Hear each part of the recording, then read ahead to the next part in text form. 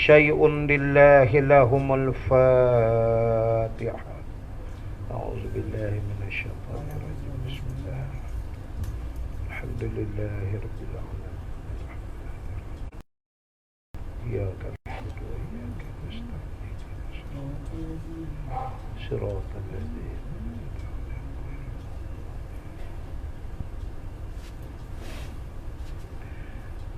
Alhamdulillahilladzi arsala rasulahu bil huda wa dinil haqq liyudhhirahu 'ala ad-din kullih walau karihal musyrikun.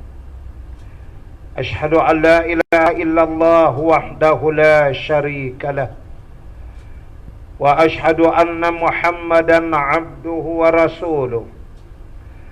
Allahumma salli wa sallim wa barik ala sayyidina Muhammad wa ala alihi wa ashabihi wa tabi'ina bi ihsanin ila yaumiddin.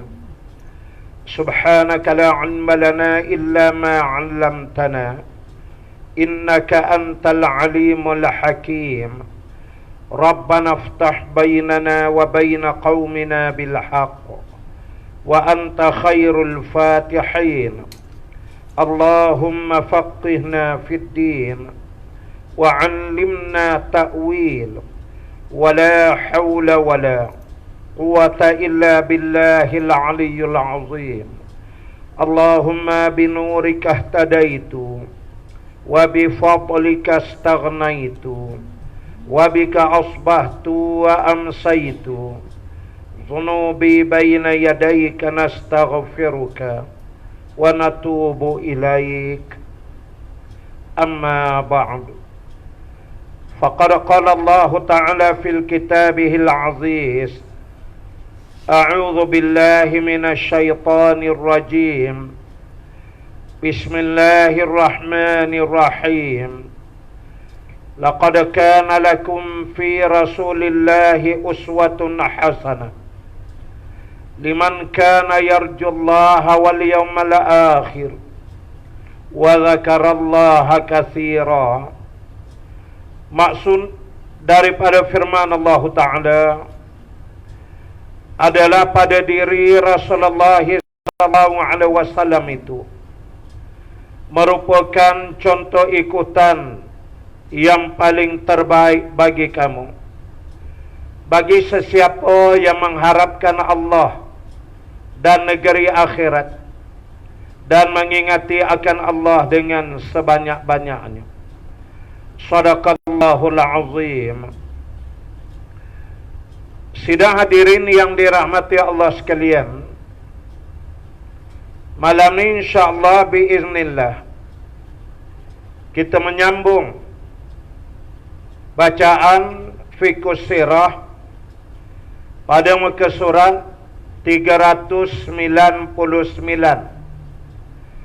renggan yang paling akhir daripada bawah, masih lagi berhubung dengan peristiwa peperangan Hunain yang terjadi pada tahun 8 Hijrah, di mana kita telah menyebutkan bahawasanya sebaik sahaja Rasulullah sallallahu alaihi wasallam dikurniakan kemenangan oleh Allah, dapat menawan dan menakluk kota Makkah melalui peristiwa Fathul Makkah, maka puak-puak Bani Hawazin yang berada di persekitaran wilayah Hunain memerhatikan perkembangan ini.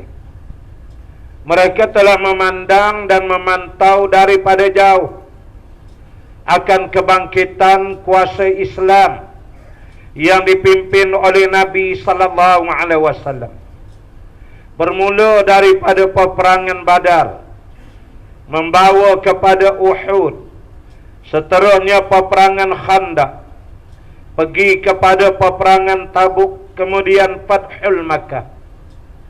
Mereka melihat kalaulah gerakan yang dibawa oleh Nabi sallallahu alaihi wasallam ini tidak disekat dan dihalang, cepat atau lambat Islam akan masuk ke wilayah mereka, dan Bani Hawazin akan berada di bawah ta'luk dan jajahan Islam, dan mereka akan merasakan hilang haibah sebagai orang-orang yang pernah berkuasa dan menguasai wilayah Jazirah Arab. Padahal menurut ajaran Islam, siapa pun kemuliaannya adalah di atas ketakwaan, ubudiyahnya di hadapan Allah Qadi Rabbul Jalil. Tapi mereka bimbang, maka mereka merancang peristiwa peperangan ini, dan Nabi dapat mencium gerakan mereka. Nabi SAW keluar daripada Madinah bersama dengan 12,000 orang tentera. Satu jumlah yang besar. Tiba-tiba mereka diuji oleh Allah dengan serangan ambush, ya, secara mengejut di antara lereng-lereng bukit dan perjalanan menuju ke kawasan perkampungan Bani Hawazin, kawasan yang Nabi dan para sahabat terperangkap itu. Lembah itulah dinamakan Lembah Hunain. Kampung Bani Hawazin, puak-puak ni kampung dia jauh lagi, melepasi Hunain. Dalam jarak beberapa batu ke depan barulah perkampungan Bani Hawazin. Tapi telah kita sebut, Bani Hawazin mengadakan strategi dan perancangan mereka dengan izin Allah mengena. Mereka keluar awal, meninggalkan halaman kampung dan rumah mereka. Kemudian mereka menanti Rasulullah di kawasan Hunain. Dan Nabi memang tak tahu sama sekali bahawa pergerakan dari perkampungan Bani Hawazin telah keluar dan menanti di sekitar lereng bukit yang ada di Hunain. Manakala Hunain itu adalah lembah. Di sana ada kawasan air yang bertakung, oasis. Ada lembah yang mempunyai air. Bacaan Bani Hawazin, Nabi dan para sahabat serta bala tentera yang bergerak dari Madinah, mereka pasti melalui kawasan ini, dan pasti tidak akan berhenti dan membersihkan diri, mengambil wudu, ambil bekalan air, istirahat, kerana ini kawasan lembah. Maka situlah mereka tunggu, dan apa yang mereka jangkakan terjadi sungguh. Maka telah kita sebut, berlakulah serangan mengejut, di mana Bani Hawazin ini daripada 30,000 jumlah pasukan mereka, 4,000 daripadanya adalah pemanah-pemanah tepat, sharpshooter. Kira tarik lepas tu mesti kena punya. Ini mereka dah atur semua dah. Maka keadaan menjadi kelam kabut. Ada sahabat yang terperanjat, memang tak bersedia. Ramai yang telah membuka baju perang, kerana di hadapan tu ada lembah yang memiliki air. Ada yang basuh muka, yang minum, yang ambil bekalan. Baju-baju besi diletak, senjata dah dibuka, kuda dan unta-unta perang semua diikat. Manalah tahu, saat-saat begitulah serangan mengejut dibuat. Memang keadaan tentera Islam sangat menyedihkan. Mereka bertempiaran lari dalam keadaan terlupa akan Rasulullah sallallahu alaihi wasallam, sehingga tidak tinggal dengan Rasulullah yang menunggang baral yang berwarna putih yang dihadiahkan oleh Raja Muqawqis, Raja Mesir, yang tinggal dengan Nabi, Saidina Ali, Abu Bakar, 2-3 orang gitu aja. Yang lain bercempera lari semua. Kenapa? Karena sebahagian besar juga dengan tentera-tentera yang ikut Rasulullah sallallahu alaihi wasallam dalam peperangan Hunain ini, sebahagiannya adalah dari kalangan sahabat yang mulia yang baru saja beberapa bulan masuk Islam pada hari Fathul Makkah. Tak dan setahun Fathul Makkah tu terjadilah peperangan Hunain ini. Fathul Makkah pada tahun 8 Hijrah. Perang Hunain juga tahun yang sama. Maka sebahagian tentera-tentera ni adalah orang-orang Arab Quraisy. Mereka sahabat radhiyallahu anhu. Tapi baru masuk Islam. Belum sempat menghadamkan kalimah jihad itu. Belum lagi masuk apa yang dinamakan mati syahid. Belum lagi dapat menggambarkan sebagaimana orang Ansar Madinah. Bila bertakbir dia nampak syurga dah merempuh semua. Mereka belum sampai lagi sebahagiannya. Ada yang baru je beberapa bulan masuk Islam. Dan bagi mereka menyertai peperangan ini kurang lebih macamlah menyertai pasukan-pasukan perang sebelum di zaman jahiliyah. Menang, menang. Kalah, jadi tawanan. Tukang panggil lah waras, tebuslah duit, bebaskan yang tertawan. Adik macam tu dia ikat dengan jihad, dengan syahid. Dia belum sampai. Sebahagian, bukan semua.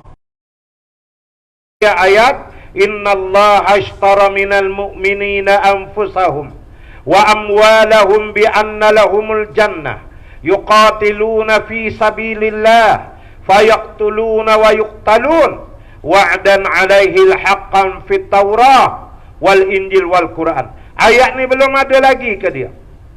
Sesungguhnya Allah Ta'ala membeli daripada orang-orang yang beriman itu jiwa raga mereka dan harta benda mereka,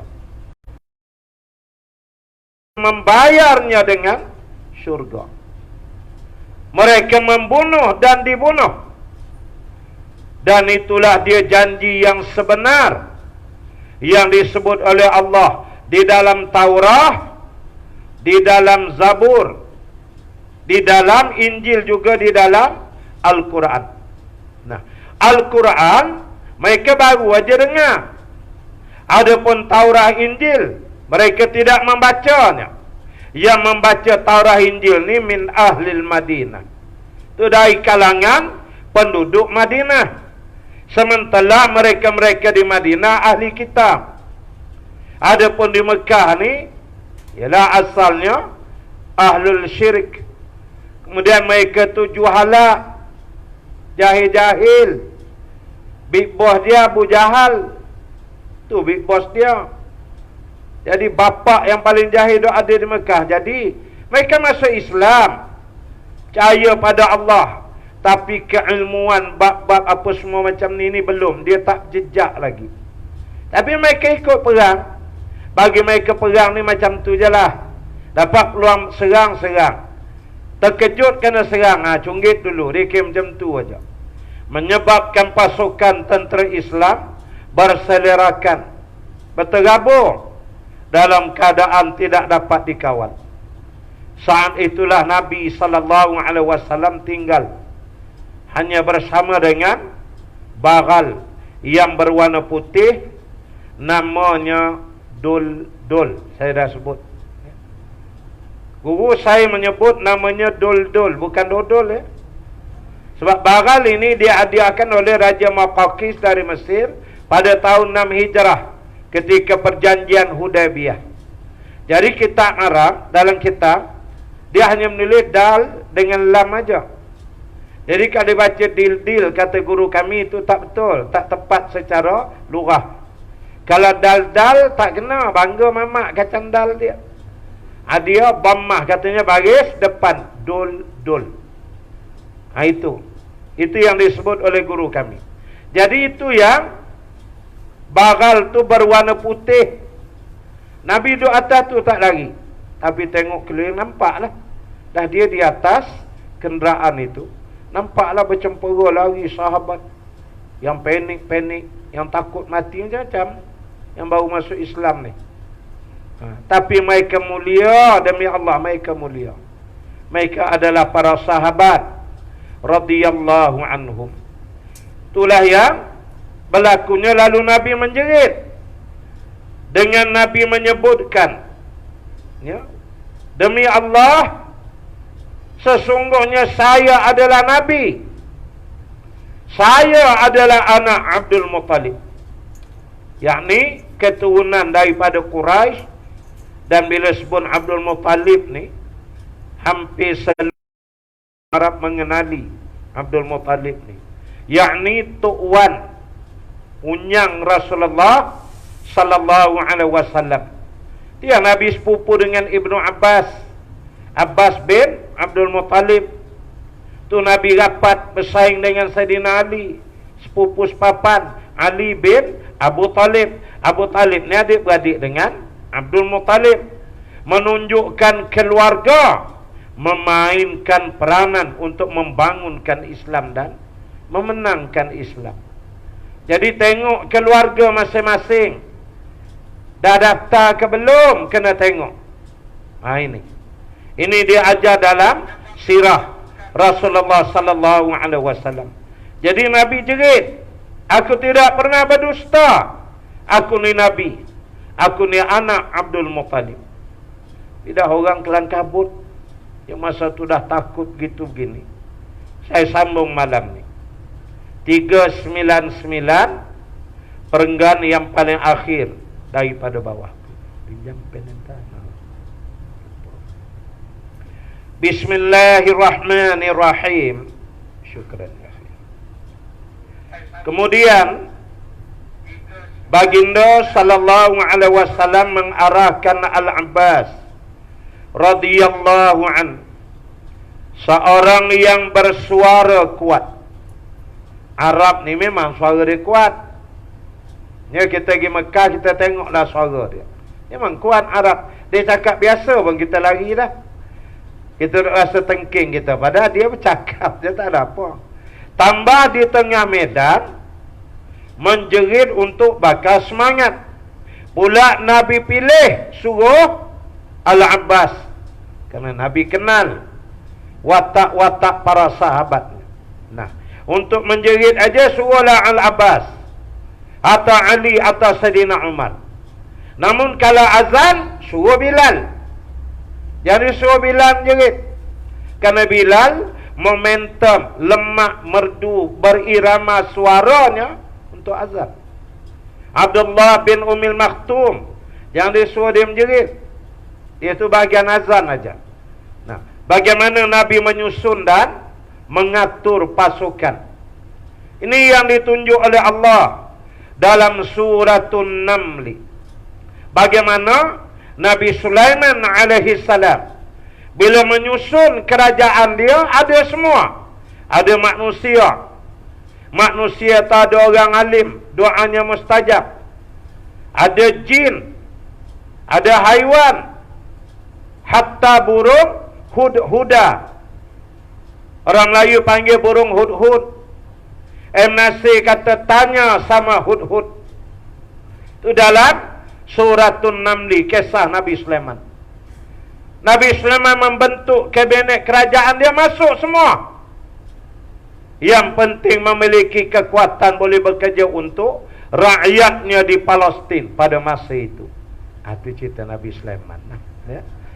Ni tunjuk contoh-contoh Quran ni, jangan ingat tak ada. Ya. Makanya kemudian dia panggillah Al-Abbas. Panggillah orang-orang Ansar, wahai Al-Abbas. Nampak? Nabi sallallahu alaihi wasallam, dia punya detect tu dahsyat, very high concern. Dia tengok bercempera lari, dia tahu ni kalau lari jenis macam ni sampai tu balik berguling-guling, muka dah berdebu, lari lagi, yang tak tengok belakang, sasah dah orang Mekah.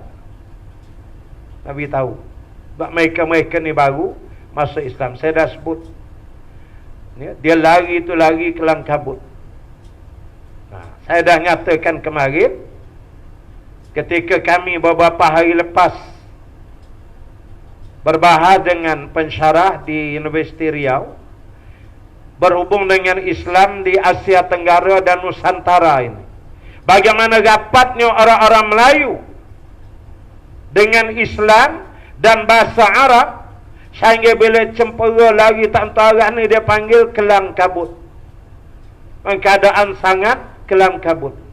Dalam Quran ada suratul Ankabut. Dalam bahasa Arab dia sebut kal ankabut. Maknanya macam laba-laba. Al-ankabut itu laba-laba. An-nahli itu lebah menghasilkan madu. Buat sarang dia duduk tengah, dia diam aja. Dia kata kejut, dia kan tak tahu arah hatu-hatu. Itu al-ankabut. Dia diangkatnya lah dia punya taring depan tu. Kalau boleh tengok bola mata liar-liar macam tu. Laba-laba. Kita tiup lari sana lari tak tahu arah dia. Jadi kal-ankabut. Al-ankabut itu surah dalam Quran. Dapat kau orang Melayu jadi kelang kabut.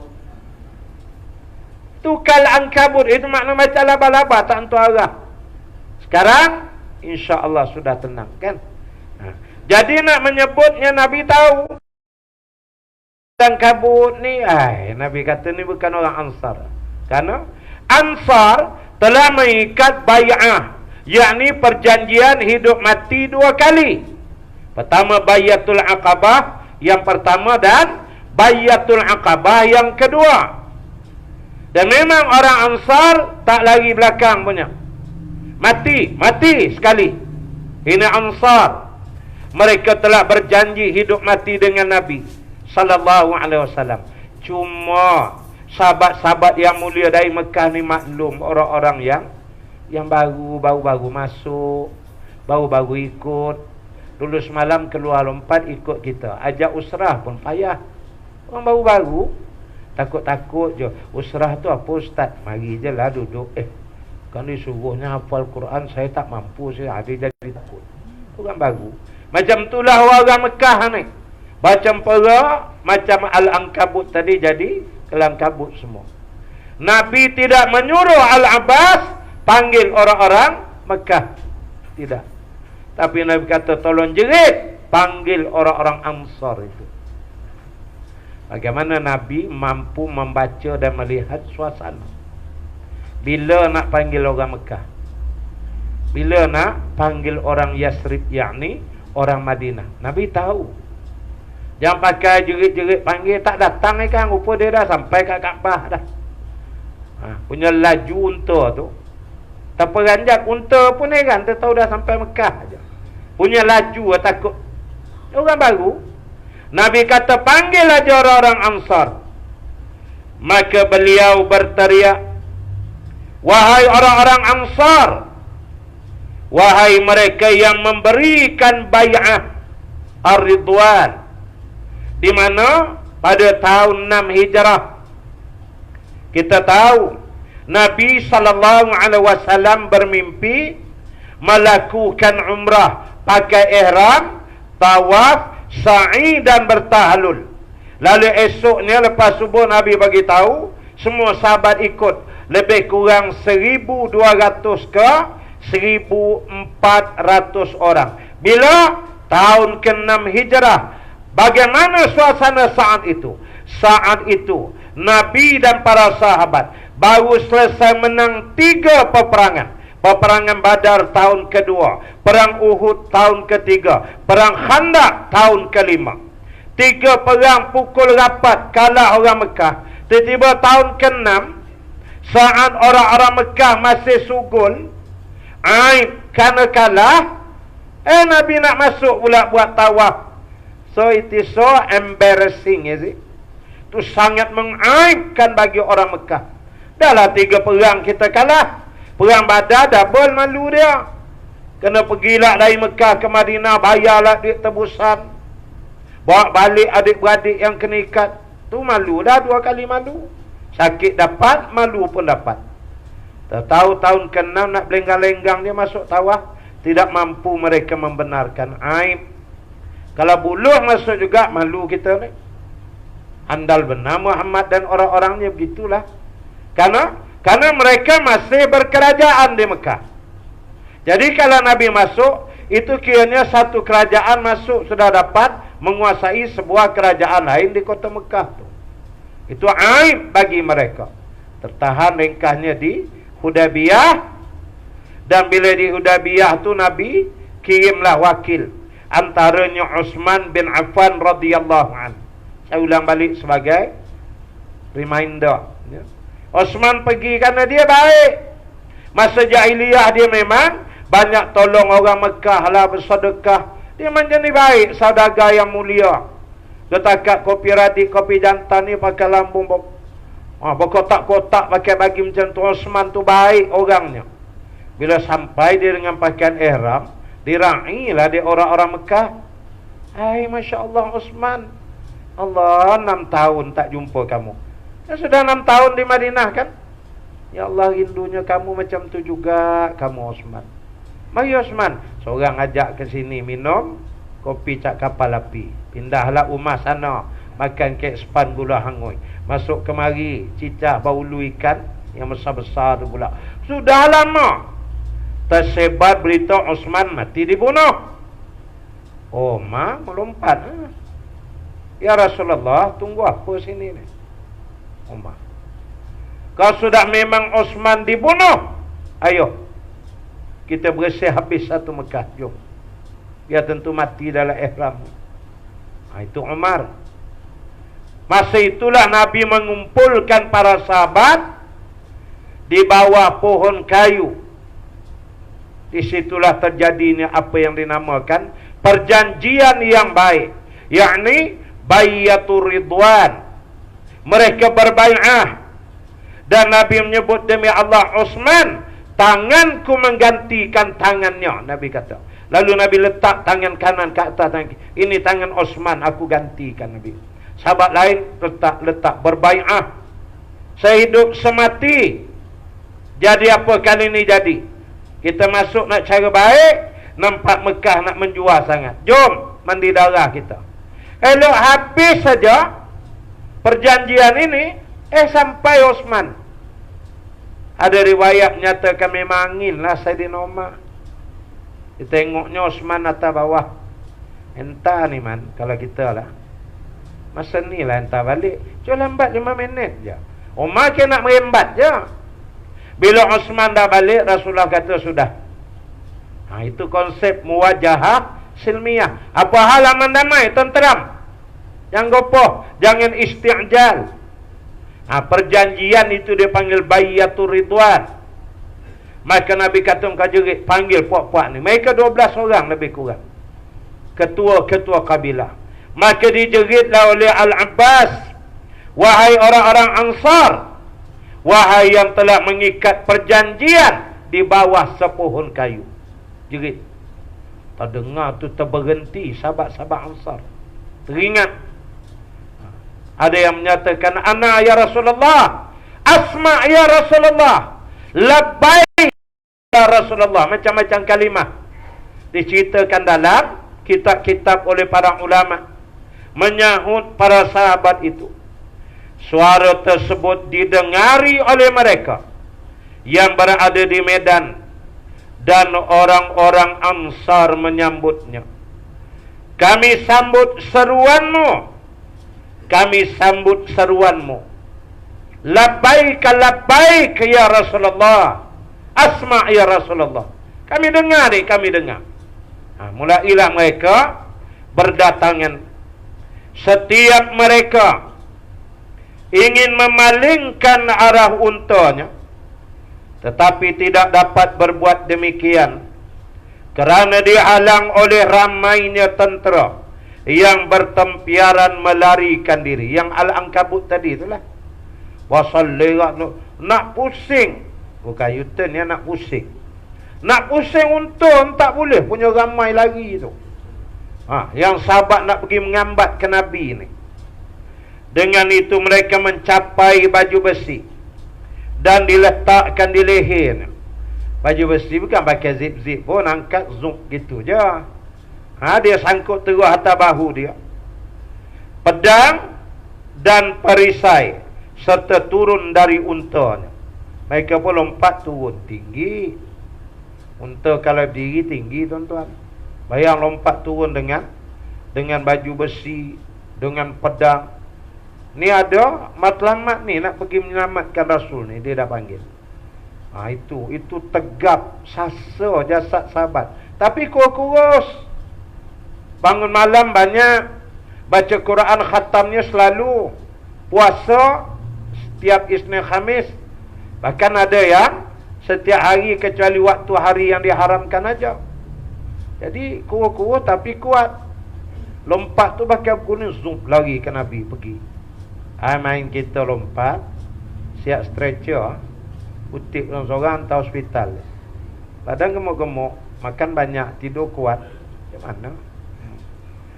Mereka meninggalkan unta dan menuju ke arah suara yang memanggil. Sehinggalah ramai di kalangan mereka yang diseru berkumpul bersama-sama Rasulullah sallallahu alaihi wasallam. Ya, lalu mereka kita kata jadi shelter lah, ya, memagar jasad Rasulullah tu, melindunginya. Allah telah menurunkan ketenangan kepada Rasulullah sallallahu alaihi wasallam dan golongan mukmin serta tentera yang mereka tidak dapat melihatnya. Inilah kelebihan perjuangan Islam. Zahir nampak manusia aja, tapi di sana ada tentera-tentera malaikat. Dia akan turun dalam berbagai keadaan. Kalau cara masa zaman dulu lah. Kalau zaman hari ni, passion zaman hari ni. Macam mana? Itu Allah yang atur. Tapi selama atas prinsip perjuangan Islam, malaikat mesti turun bantu. Dia ada, tapi tidak dilihat. Walaupun kita lihat Kaabah tu kosong, tak ada orang tawaf. Kecuali sejam lagi nak subuh masuk. Habis subuh tu keluar semua, kunci balik. Dah kosong. Namun demi Allah tetap ada malaikat yang melakukan tawaf, tapi kita tidak melihatnya. Ini dia. Masuk waktu dah. Dengan penuh semangat saya berhenti dulu untuk azan fardu isya. Wallahu alam.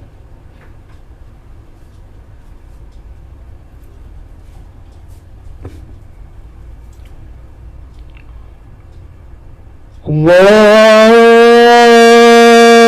akbar, Allahu akbar.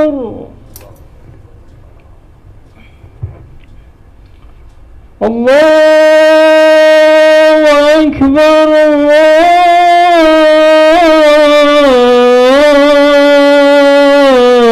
akbar.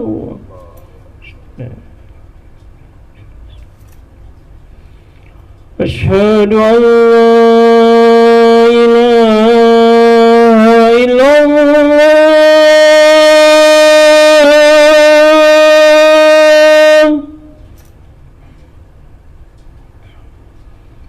أشهد أن لا إله إلا الله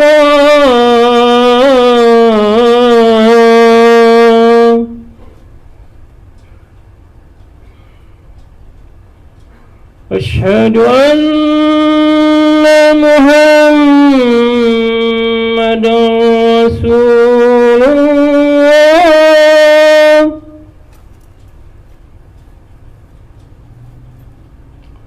أشهد أن محمدا رسول الله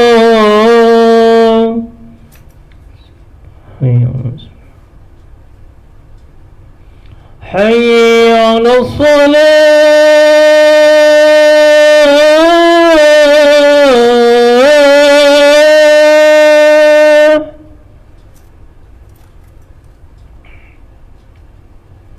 حي على الصلاة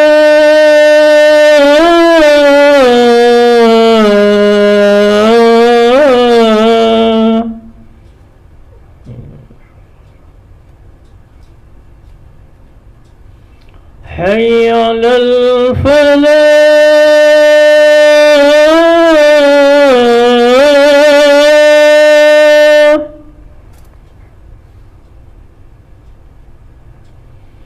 حي على الفلاح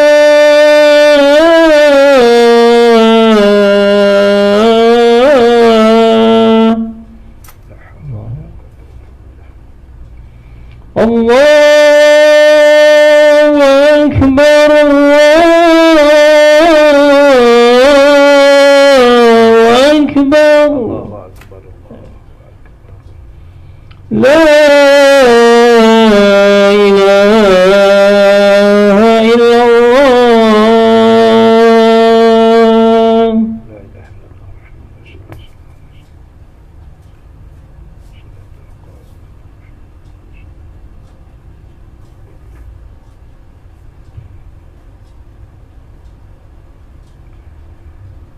Muslimin melancarkan serangan bersepadu menentang musuh. Dengan itu musuh merasa takut dan tidak tentu arah, tanpa menghiraukan harta benda dan anak isteri. Tentera muslimin mengejar mereka. Ada yang berjaya dibunuh dan ada yang berjaya ditawan. Muslimin menawan anak isteri mereka, dan ramai di kalangan tentera musuh yang turut ditawan. Umumnya kebanyakan kitab-kitab sirah menyebut yang ditawan adalah anak dan isteri kepada para tentera yang berkenaan. Tidak ada kitab sirah yang menyatakan tentera di kalangan Bani Hawazin dapat ditawan. Itu hampir tidak ada riwayat. Tapi yang dibunuh itu ada. Namun yang ditawan dengan banyak ialah isteri dan anak-anak mereka. Karena kafir ni bila perang dia bawa sekali. Nah, jadi dia jadikan boleh jadi benteng lah, pembakar semangat ke dia macam-macam lah. Itu ramai yang berjaya ditawan. Ada juga yang melarikan diri. Pada hari tersebut Khalid ibn al-Walid radhiyallahu an mendapat luka parah, dan ramai di kalangan musyrikin Mekah memeluk Islam apabila melihat pemeliharaan Allah terhadap golongan muslimin.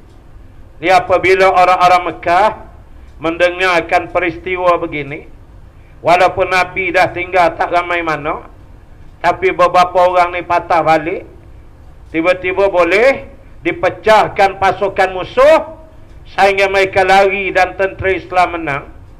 Maka terlihat dan terasa di hati orang-orang yang belum menganut Islam bahawa ternampak di sana memang ada Allah Qadi Rabbul Jalil yang senantiasa menolong golongan-golongan Islam. Maka ramai yang tersentuh hati dan menganut Islam. Apa yang berlaku di dalam peperangan ini memberikan pengajaran yang penting. Dalam peperangan ini, tentera muslimin juga disertai oleh ramai orang-orang musyrikin Arab Badui dan mereka yang baru memeluk Islam. Bagi mereka, Islam adalah sama sahaja. Oleh itu tentera muslimin menghadapi kekalahan di awal peperangan. Kekalahan tersebut hampir-hampir menjadi kenyataan kalaulah tidak disebabkan kelebihan yang diberikan oleh Allah kepada kaum muslimin. Oleh itu, tidak sepatutnya tentera muslimin disertai kecuali oleh mereka yang hatinya benar-benar ikhlas, supaya mereka benar-benar menjadi pertahanan Islam. Jadi ini iktibar yang besar bagi gerakan Islam sehingga hari kiamat. Di mana kalau nak diambil orang-orang yang namanya sebagai tentera, atau pembantu-pembantu, mereka-mereka yang ada jenis volunteering, dia ada volunteer, dia suka rela nak tolong, ada. Kena tengok, jangan pakai kutip ambil aja, dan kena pandai memperanankan dia di mana. Tidak hancur nanti jadi macam awal peperangan Hunain ini. Anak selalu aja dalam 4 tahun sekali lah, 4 tahun 5 tahun jarang lah. Biasa 4 tahun sekali itu bubar lah, ya. Bila bubar ni bersemangat tu ramai lah datang. Adalah markah kita di Gombak tu. Yang datang tu mata merah ada, rambut sampai bahu. Geng dia seorang lagi, 2 tocang dia, seluar pendek. Ustaz, sampai dah waktu Ustaz, saya pun nak syahid. Yang tu aku tak tahan tu. Dia datang ke markas ni, entah tak ada tolak dia. Hei, apa ni seluar pendek? Entah tak boleh.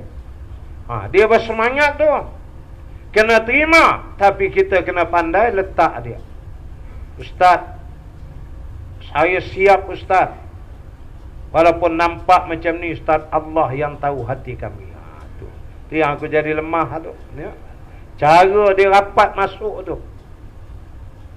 Jadi anak kata begini, antum 2 orang janji dengan anak, boleh Ustaz.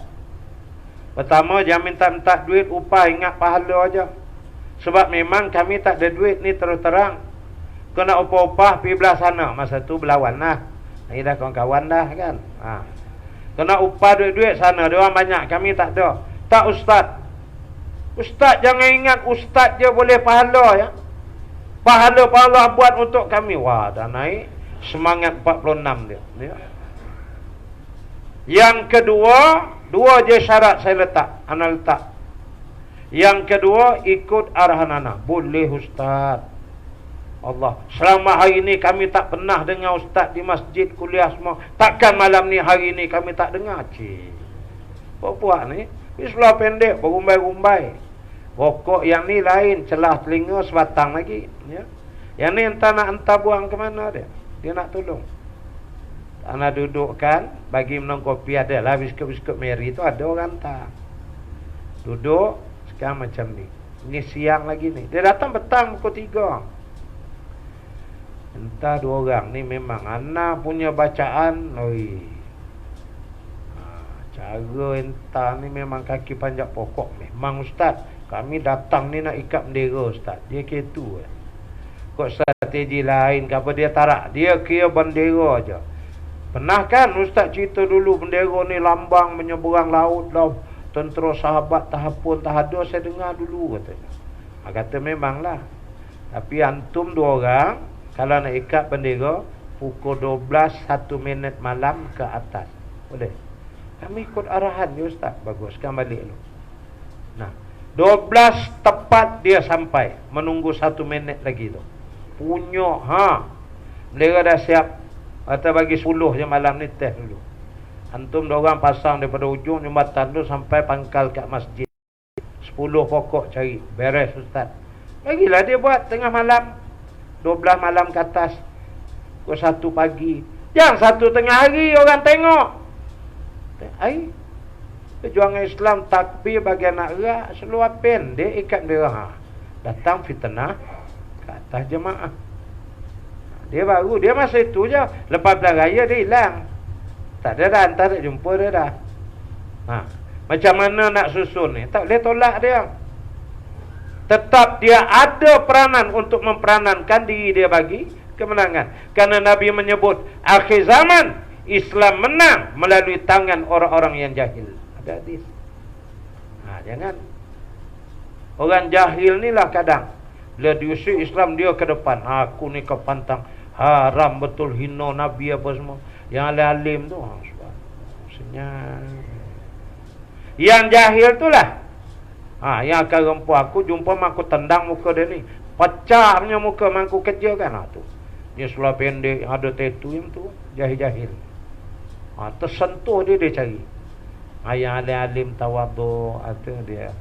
Itu Nabi kata akan datang ketika Islam dimenangkan oleh orang jahil. So kita tak boleh tolak dia ni. Maka bagilah peranan dia.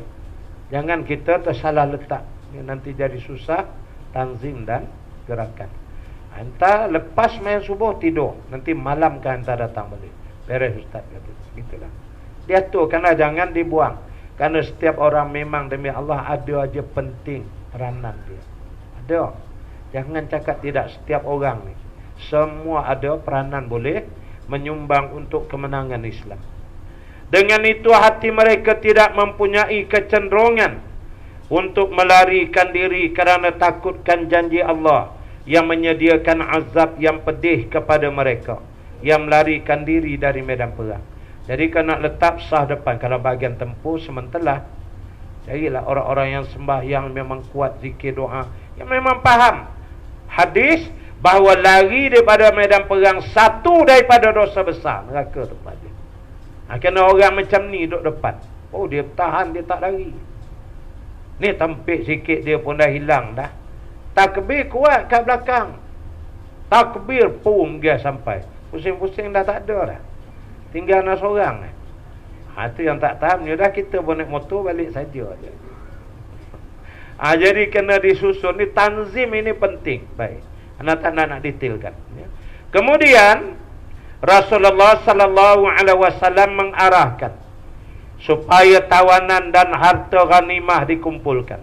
Memang lazim dia bagi Rasul sallallahu alaihi wasallam habis perang diasingkan tu.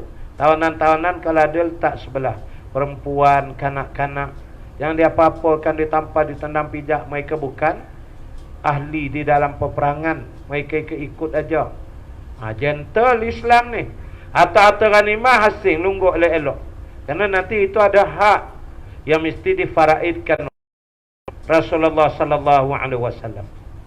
Muslimin berjaya mengumpulkan 24,000 ekor unta. Bayang banyak mana? Unta je 24,000. Kalau ini ke Proton Saga lah 24,000 buah. Banyak sikit. Macam tu lah. Banyak. Zaman Nabi tu 24,000 ni banyak. Tu Allah bagi. Bila berjihad, rezeki akan turun. Dan rezeki datang ni berbagai-bagai. Lebih daripada 40,000 ekor kambing. Kambing je 40,000. Allah. Melaut lembah ke lembah punya banyak. Itu ghanimah rezeki apabila berjihad. Dan 4,000 auqiyah perak. Ni jumlah nilai mata wang pada masa itu. 4,000 auqiyah perak. Banyak ni. Besar jumlahnya. Menunjukkan Bani Hawazin itu kaya-kaya orang. Memang mereka saya dah sebut awal menguasai sebahagian wilayah Jazirah Arab itu. Jadi dia datang dengan 30,000 tentera tu memang nak conquer lah. Kalau dapat dia kawal, Nabi boleh dikalahkan dia. Begitulah. Tapi Allah mentakdirkan menang bagi Islam. Semua itu dikumpulkan di Ja'ranah. Punya jauh dia orang lari, kena hambat daripada Lembah Hunain tu. Nabi pecahkan pasukan tu. Satu grup, Nabi kata yang ni je hambat, yang tu biar. Tidak lari terpisah dah. Dikumpulkan semua, kejar satu grup ni. Mereka lari, sambil lari panas, sambil dapat tetak-tetak, akhirnya mengaku kalah di Ja'ranah. Di situlah mereka menyerah diri. Dan dikumpulkanlah semua. Unta 24,000, kambing 40,000, duit 4,000 auqiyah perak. Kumpul semua banyak. Di mana Ja'ranah? Ja'ranah itulah tempat mikat dah. Orang buat haji umrah lah kalau kita. Bagi setengah di kalangan orang-orang Arab, Ja'ranah itu mikat haji juga. Bahkan kalau kita nak bermikat haji di situ pun boleh. Ya. Jadi Ja'ranah itulah situ. Makanya lah Nabi semayang itu yang didirikan Masjid Ja'ranah. Ada lagi sampai sekarang makin dibesarkan kan. Ada macam tinggi sikit. Dulu memang bawah tu lembah. Jadi masjid macam di atas bukit.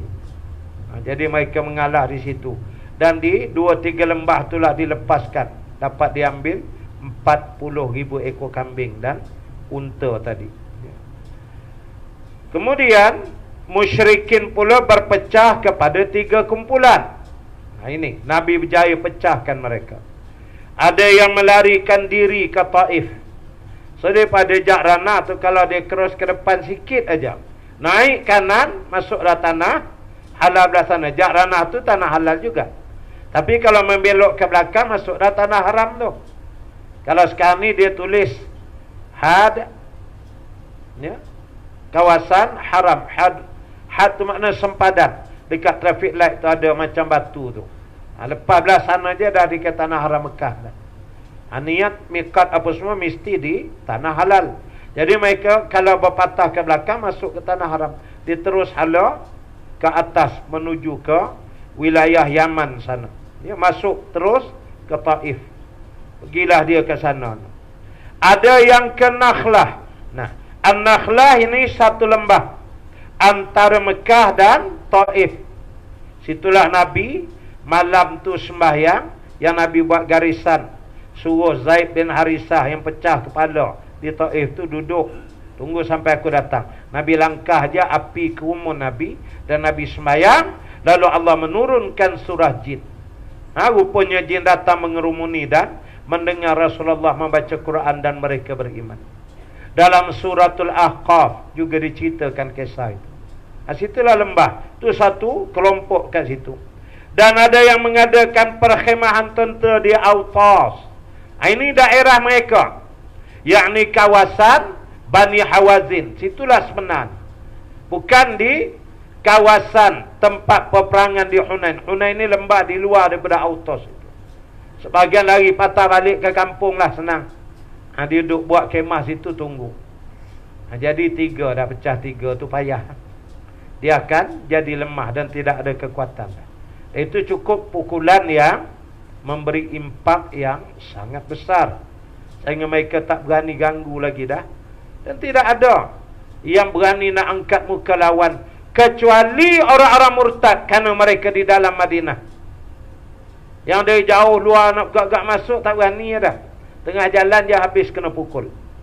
Itu bila Rasulullah wafat, Abu Bakar naik jadi murtad, banyaknya di kawasan Madinah, dipimpin oleh Musailamah, sebab mereka di dalam boundary itu.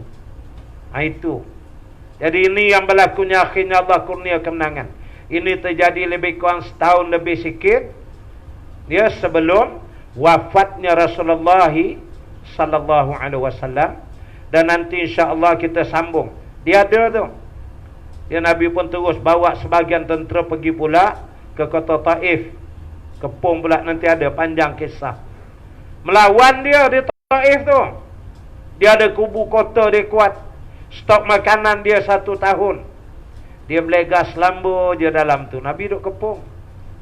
Rupanya dia dah stok resen makan dia setahun ada. Apa yang berlaku itu nanti kita akan lihat dalam kuliah yang akan datang. Kita tangguh dengan tasbih kifarah suratul Asr, dan kita tutup dengan bacaan doa. Subhanakallahumma wa bihamdik, nashhadu an la ilaha illa anta, nastaghfiruka wa natubu ilaik. Bismillahirrahmanirrahim. Wal 'asri innal insana lafi khusr illa alladhina amanu wa 'amilus shalihat wa tawasaw bil haqq wa tawasaw bis sabr. A'udzu billahi minasy syaithanir rajim. Bismillahirrahmanirrahim. Alhamdulillahi rabbil alamin. Wassalatu wassalamu ala asyrafil anbiya'i wal mursalin sayyidina Muhammad wa ala alihi wa sahbihi ajma'in. Allahumma nawwir bil ilmi qulubana wasta'mil bi ta'atika abdadana wa khallis minal fitani wal mihna asrarana washghal bil i'tibari afkarana wa qina syarra wasawis syaitan wa ajirna minhu ya rahman hatta la yakuna lahu alaina sultan birahmatika ya arhamar rahimin. Walhamdulillahi rabbil alamin wa billahi taufiq wal hidayah. Assalamualaikum warahmatullahi wabarakatuh. Wallahu alam. Aqimus salat.